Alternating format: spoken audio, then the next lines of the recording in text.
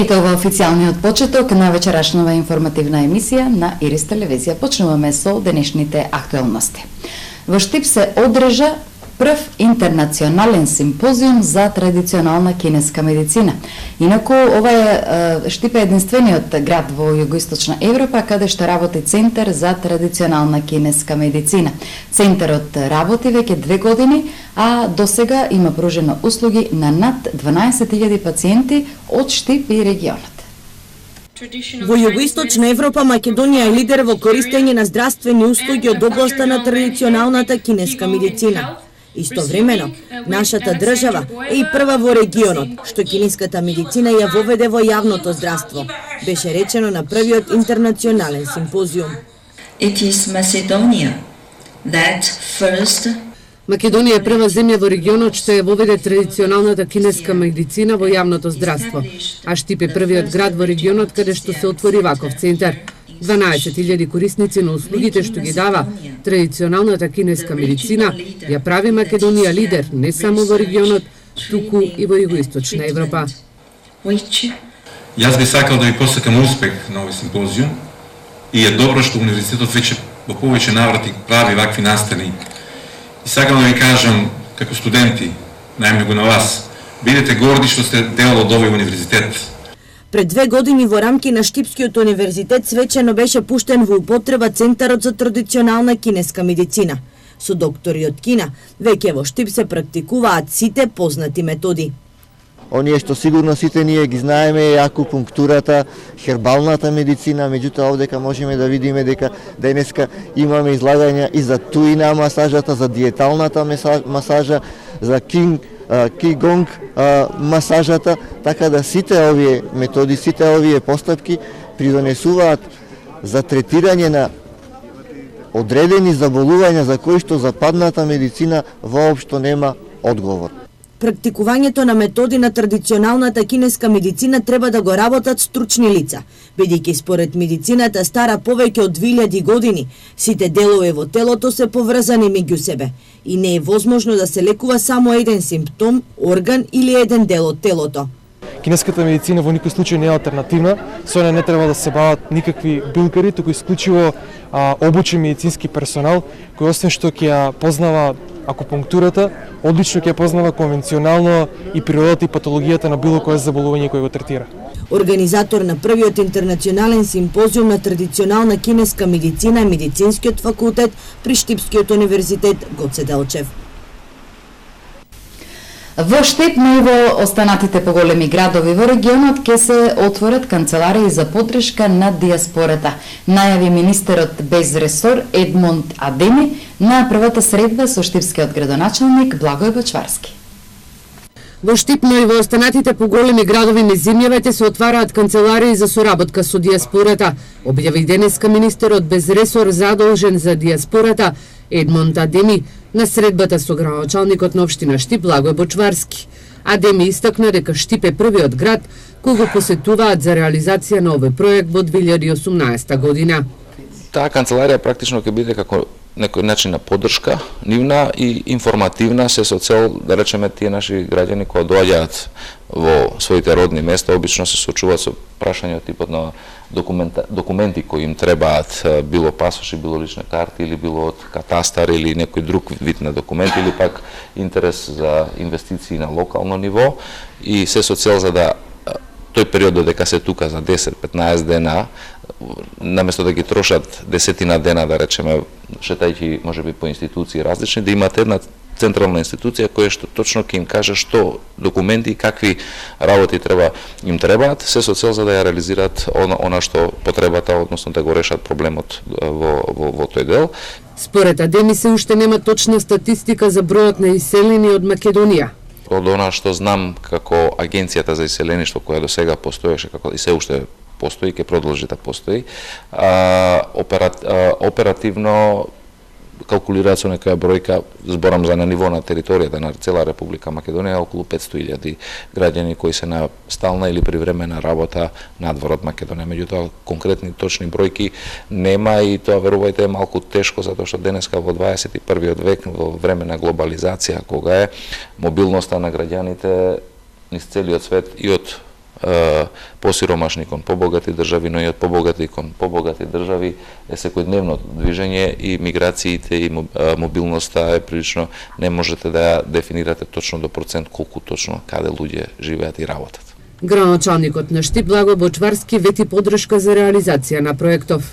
Да го поздравам овој проект на Министерството за диаспора и да кажам дека ние како општина Штип ќе и сакаме да соработуваме со Министерството за диаспора за овој проект и да излеземе во пресред на потребите на граѓаните пред себе, бидејќи тоа е првата и единствена најважна заложба за која што се залагаме и ќе продолжиме да се залагаме во наредниот период.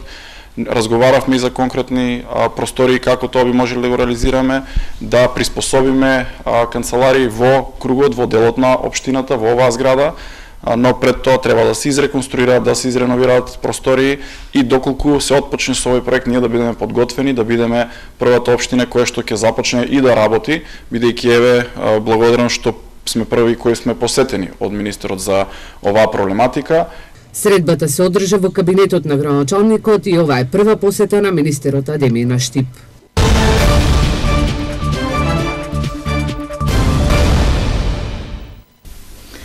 Представници на Советот на млади при општина Штип денес ја презентираа стратегијата за млади пред представниците на локалната самоуправа.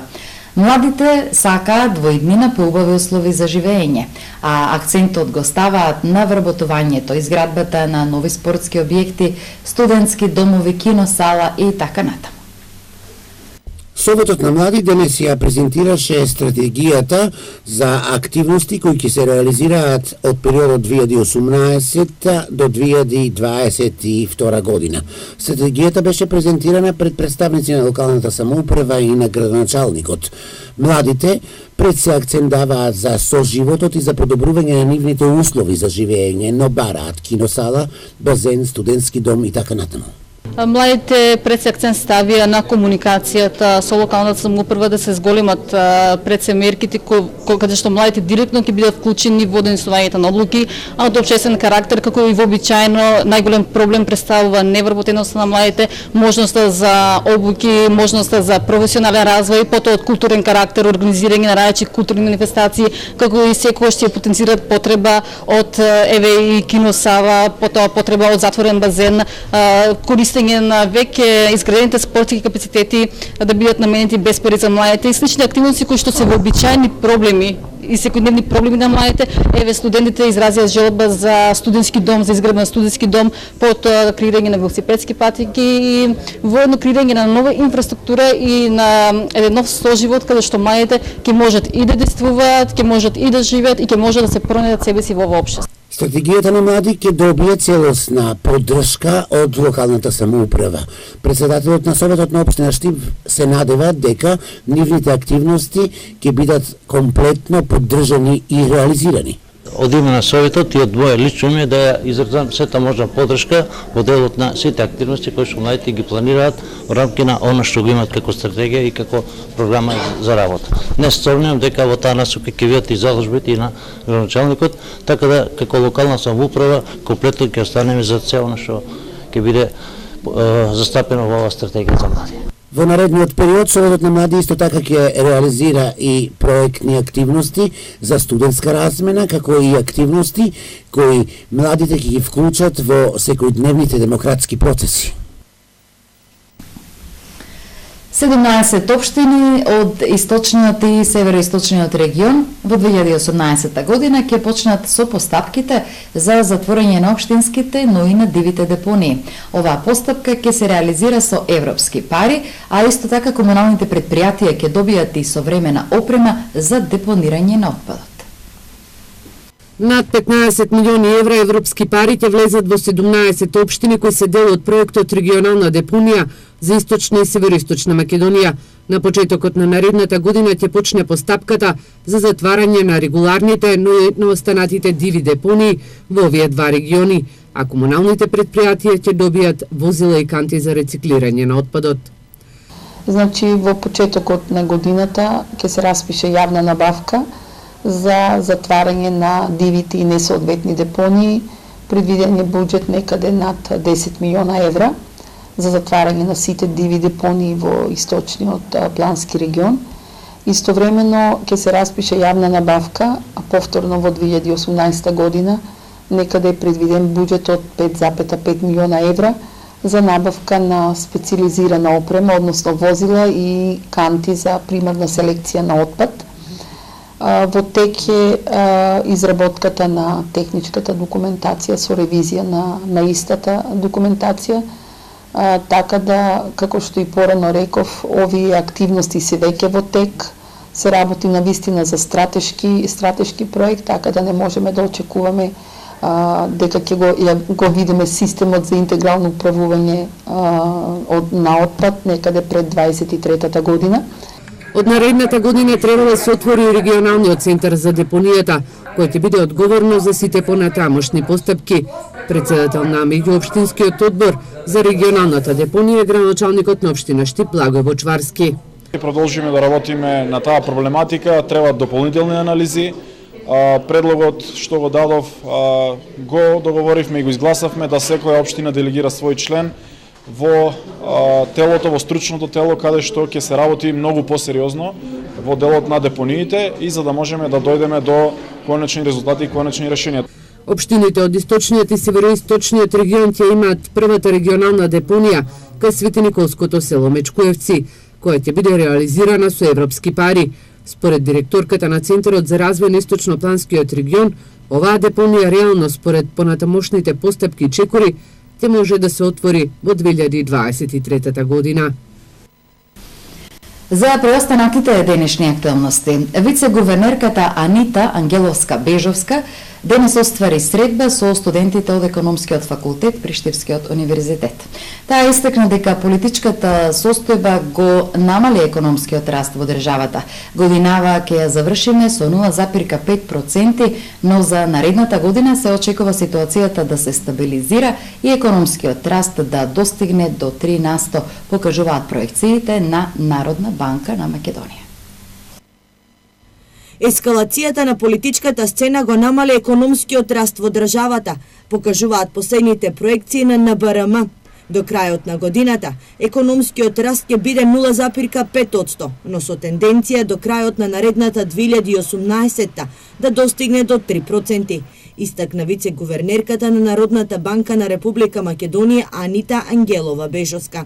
Постои ризик политичката стабилност негативно да се одрази, впрочем ние се соочуваме со таа состојба, че ние во претходните 3 години имавме солиден економски раст, во просек економијата растеше со околу 3% и тоа беа стапки на раст кои што беа едни од повисоките во регионот на Централна и Югоисточна Европа. Меѓутоа со да речем со ескалацијата на политичката состојба и повисоката политичка неизвестност, растот забави во 2016 година, ние очекувавме тој да биде повисок, но тој забави, а во голема мера оценуваме дека тоа е резултат на зголемената политичка неизвестност. Во однос на курсот и макроекономската стабилност нема никакви дилеми. Децидна е вице-гувернерката.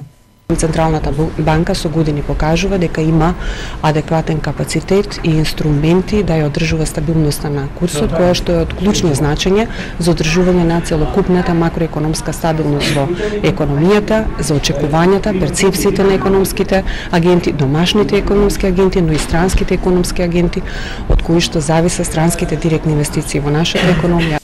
За наредната година се очекува раст на инвестициите поддржани од странски, но и од јавните инвестиции, а ќе се подобри амбиентот и за домашните инвеститори. И во 2018 година останува обврската на граѓаните да поднесат хартиена годишна даночна пријава до шалтерите на Управата за јавни приходи. Веќе од 2019 година пак Управата за јавни приходи по електронски пат ќе прави увид во приходите на граѓаните. Од јануари 2019 година Управата ќе воведе систем со кој даночната пријава ќе се поднесува по електронски пат. Со овие измени, Управата за јавни приходи ќе ги добива податоците по електронски пат за секој граѓанин поединечно и наместо нив ќе ја изготвува електронската даночна пријава. Граѓаните ќе имаат обврска само со помош на компјутер да ја отворат пополнетата пријава, да ја прегледаат и да ја одобрат или коригираат. На тој начин, велат од Управата за јавни приходи, со еден клик се завршува целата работа. Електронската даночна пријава од јануари следната година ќе се воведе само за приватните лица.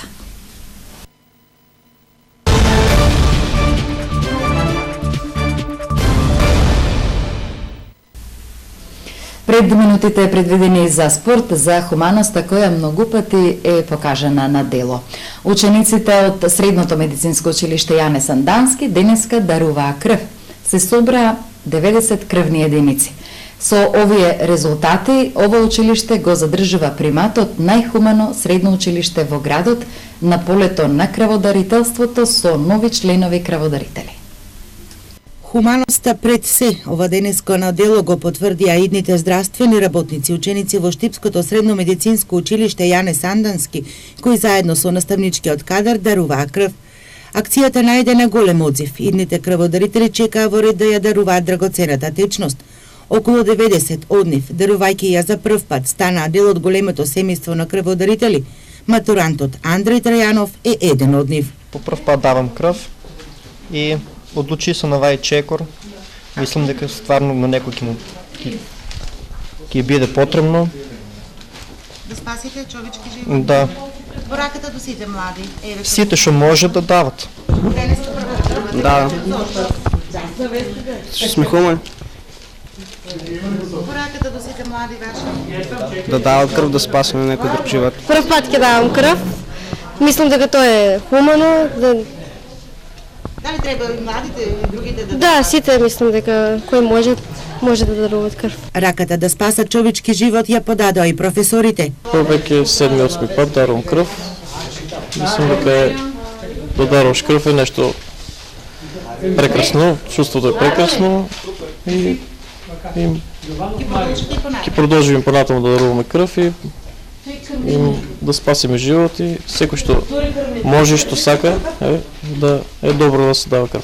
Од Заводот за трансфузиона медицина велат одзивот е очекуван со оглед на тоа дека овие млади луѓе ја одбрале хуманоста како своја професија. Па ова училиште е навистина со убава традиција во поглед на крводарителството, не само учениците, тука и наставниците и дел од вработените даруваат крв, така да тоа е само за пофал. Одзивот е голем. Одзивот е голем. Задоволни си и од Општинската организација на Црвениот крст во Штип. Во месец декември се реализираат средношколските крводарителски акции. Денес крводарителската акција која што се реализира во село Јане Сандански тече во недобар ред.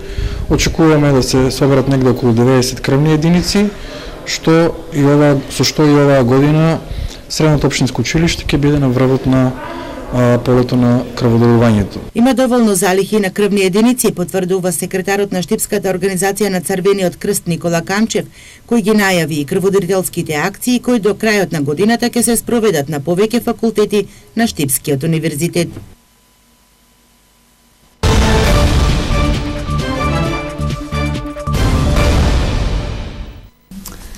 И на крајот, во минутите за спорт, бокс. Во последното 6-то коло, кое во предстојниот викенд ќе се одржи во Штип, екипите на Баргала, Пинк Пантер и на Чаир ќе се борат за титулата младински првак на Македонија во бокс. Кај сениорите, екипата на Шкупи има убедлива предност пред своите конкуренти. Боксерскиот клуб Јордан Мелков во Скопје беше технички организатор и домаќин на предпоследното коло во сениорската и младинската лига на Македонија. Во конкуренција на сениори се знае првакот, а тоа е екипата на Чаир која има убедлива предност пред екипите на Алекса Огненовски од Охрид и Тернипе од Скопје. Остра конкуренција има во младинската лига, во која дури 3 тима конкурираат за челната позиција. На првенството во Скопје победи за Баргал остварија Един Јашар, Алпај Демиров и Серген Демиров. За Пинк Пантер победи остварија Ѓоше Ѓошев, Оран Шакировски и Никола Бубевски. Боксерскиот клуб Чаир е прв со 57 бодови, а второто место го делат Баргала и Пинк Пантер со по 56 бодови.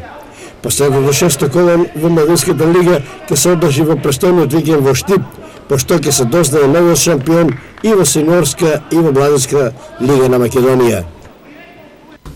Ето овде го заокружуваме вечерашното издание на вестите. Доколку бевте со нас, ви благодариме на вниманието. Останете во продолжение со Ирис телевизија и имајте пријатна вечер.